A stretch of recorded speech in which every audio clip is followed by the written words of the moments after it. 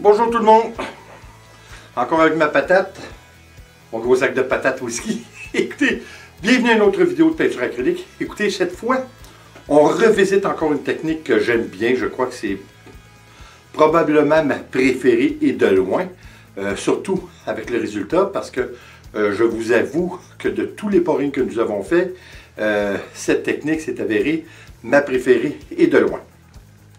C'est simple, c'est la technique que nous avons appelée... non, là, je ne suis pas whisky. Whisky.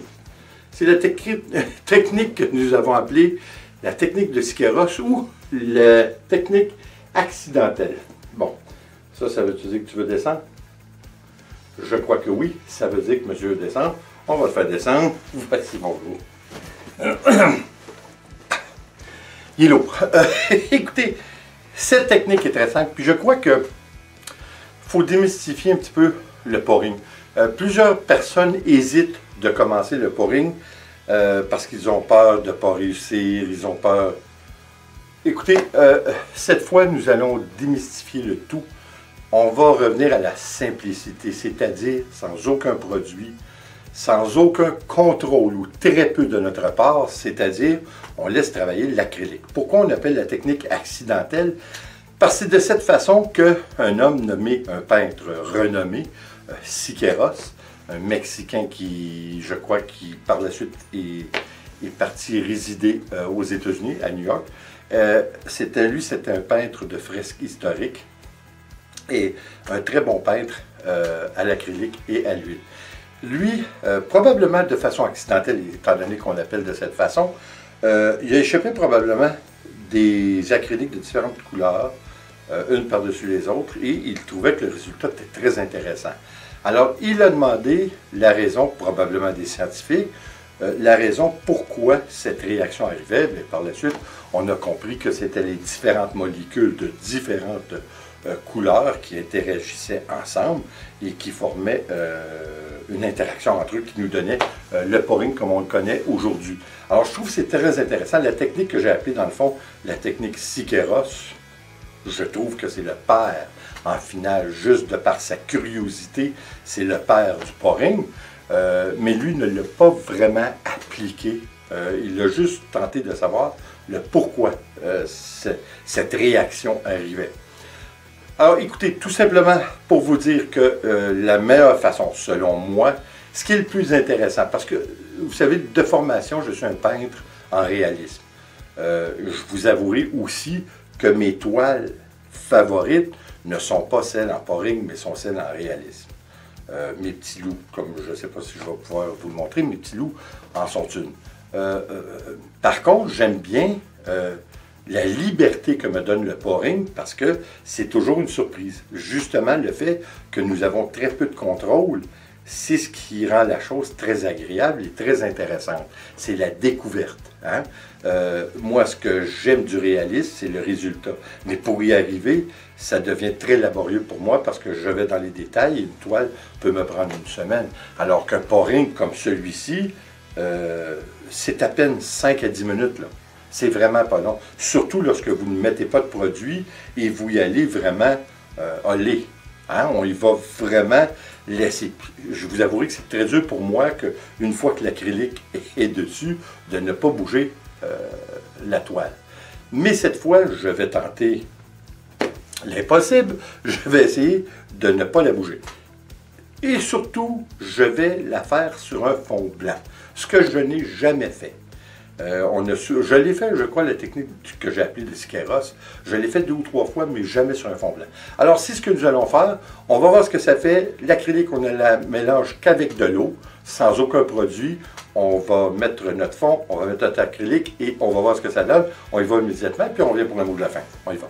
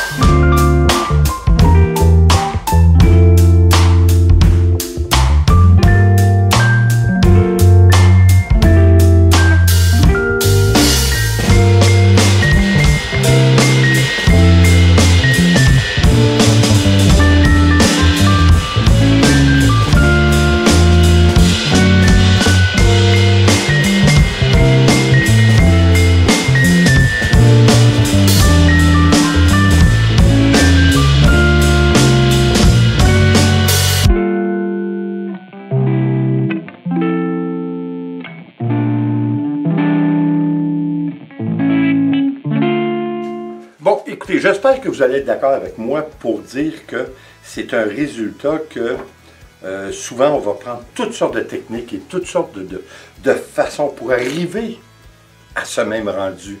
Hein, on va bouger la toile, on va laisser des lignes fluides, on va le faire avec toutes sortes de choses.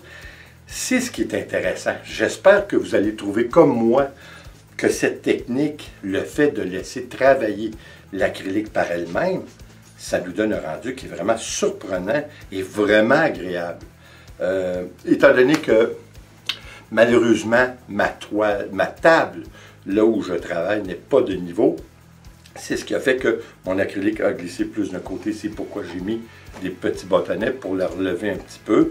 Mais écoutez, le mal est fait, ou le rendu est un petit peu comme il est, mais j'aime quand même bien l'interaction entre les couleurs et ce que ça l'a fait par elle-même. Parce que lorsque vous commencez au début, comme vous avez vu, vous voyez seulement que les lignes, ça ne regarde pas tellement bien. Hein? On a vraiment le goût, on a la tentation de bouger la toile pour essayer de commencer à lui donner une certaine forme.